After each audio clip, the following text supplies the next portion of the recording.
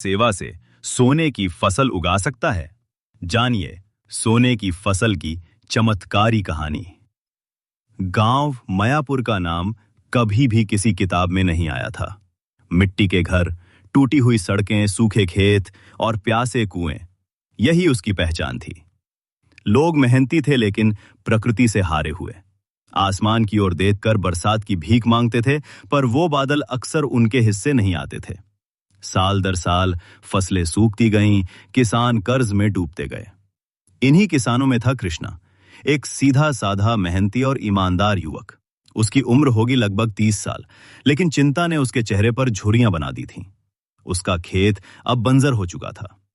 पिता की पुरानी कर्ज की पोटली और मां की सूखी आंखें उसके इकलौते साथी थे। एक दिन की बात है, सूरज डूबने को था। कृष्णा खेत में बैठा मिट्टी के ढेले उखाड़ रहा था। नजरें जमीन पर थीं, पर मन कहीं दूर भटक रहा था। तभी एक बूढ़ा आदमी बगल की झाड़ी से निकला।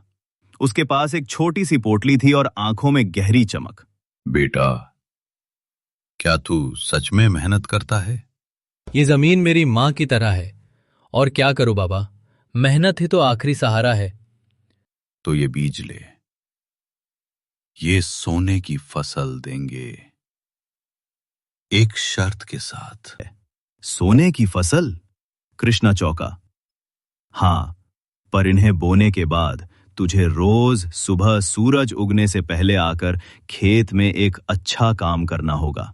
कोई भी ऐसा काम जो दूसरों के काम आए। और जब तक बीज फले नहीं देते, तुझे शिकायत नहीं करनी है। कृष्णा ने पोटली पकड़ी। बीज छोटे छोटे चमकीले थे। वो उन्हें ललचाई नजरों से देखता रहा। बूढ़ा कुछ कहे बिना चला गया।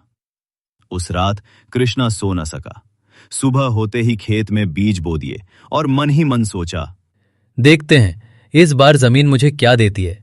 पर वो भूला नहीं, हर दिन एक अच्छा काम। पहला दिन, सूरज निकलने से पहले वो गांव के तालाब में पहुंचा। वहां देखा एक औरत पानी भरते हुए गिर गई थी। कृष्णा ने दौड़कर उसकी मटकी उठाई, उसे पानी पिलाया और घर तक पहुंचाया। पहली बार उसे भीतर एक अजीब सुकून महसूस हुआ। तीसरा दिन, उसने एक अंधे बाबा की झोपड़ी में चुपचाप खाना छोड़ाया। ऐसे करते करते हफ्तों बीत गए।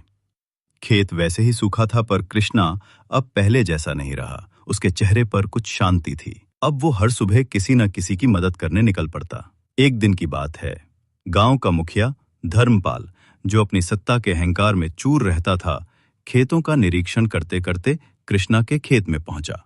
क्यों कृष्णा, फिर से किसी नए सपने में डूब गया क्या? यहां तो घास भी नहीं उगती। कृष्णा मुस्कुराया। हो सकता है इसी घास के नीचे खजाना हो। मुखिया हंसता हुआ चला गया। एक रात तेज बारिश हुई। बिजली कड़की, बादल गरजे और खेत भीग गए। सुबह जब कृष्णा खेत पहुंचा तो देखा मिट्टी में हलचल है। छोटे छोटे हरे अंकुर निकलने लगे थे। वो घुटनों के बल बैठ गया और जमीन को छूकर आंखें बंद कर लीं। दिन बीतते गए और पौधे बड़े होने लगे, लेकिन ये कोई सामान्य फसल नहीं थी। इन पौधों में छोटे छोटे सुनहरे दाने चमकते थे, जैसे कुदरत ने अपनी सारी चमक इसी खेत में डाल दी हो। गांव वाले इकट्ठा होने लगे। सब हैरान थे। मुखिया भी आया। आंखें चौंधिया गईं। ये क्या है? उसने पूछा। मेहनत की फसल, कृष्णा ने कहा। अब गांव में चर्चाएं होने लगीं। कृष्णा के खेत में सोने की बालियां हैं। लोग दूर दूर से देखने आने लगे। धर्मपाल के मन में जलन की आग भड़क उठी। उसने रात को अपने आदमियों को भेजा, उसके खेत से बीज चुराओ, हमें भी सोना चाहिए। पर जैसे ही उसके आदमी खेत में घुसे, जमीन कांपने लगी। सुनहरे पौधे कांपते हुए तेज आवाज करने लगे और उन आदमियों को बिजली जैसी लहरों ने पीछे फेंक दिया। वो सब डरकर भाग गए। अगली सुबह कृष्णा को पता चला, लेकिन उसने किसी से कुछ नहीं कहा। बस खेत के पास बैठा रहा, जैसे वो जमीन से बात कर रहा हो।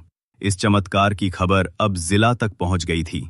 सरकारी अफसर आए, वैज्ञानिक आए, पत्रकार आए। सब ने पूछा, ये बीज कहां से आए? कृष्णा मुस्कुराया। एक बूढ़े बाबा ने दिए थे। कहां है वो? मालूम नहीं। एक वैज्ञानिक ने बीज की जांच की। वो कोई सामान्य बीज नहीं थे। उनमें एक अनजानी ऊर्जा थी, लेकिन ये ऊर्जा उन्हीं खेतों में फलती थी जहां ईमानदारी, मेहनत और सेवा होती हो। सरकार ने उस जमीन को अनुसंधान केंद्र बनाने की पेशकश की, लेकिन कृष्णा ने मना कर दिया। ये खेत अब पूरे गांव का है। उसने कहा, अगर सब मेहनत करें तो हम सब सोने की फसल उगा सकते हैं, पर सोने से पहले दिलों में इंसानियत बोनी होगी। कृष्णा ने अपने सारे बीज गांव के बाकी किसानों में बांट दिए, लेकिन हर किसी को यही शर्त दी, हर दिन एक अच्छा काम, कोई लालच नहीं, कोई झूठ नहीं। धीरे धीरे गांव बदलने लगा। सूखे चेहरे मुस्कराने लगे, तालाब फिर से पानी से भरने लगे, स्कूलों में बच्चे हंसने लगे, और सबसे बड़ी बात, लोगों में एक दूसरे के लिए अपनापन लौट आया। 1 साल बाद मयापुर अब एक नई पहचान बन चुका था। शहरों से लोग यहाँ सीखने आते थे कि कैसे मेहनत, सेवा और विश्वास से कोई भी जमीन सोने से भी कीमती बन सकती है। कृष्णा अब गांव का नेता नहीं, गुरु बन गया था। कभी कभी वो पुराने बीजों की पोटली को देखता और सोचता, वो बाबा कौन थे, पर जवाब कभी नहीं आता। हाँ, एक बात तय थी, वो बाबा सिर्फ बीज नहीं, एक बीज विचार का छोड़ गए थे, और उसी विचार ने गांव को सोने से भी सुंदर बना दिया था।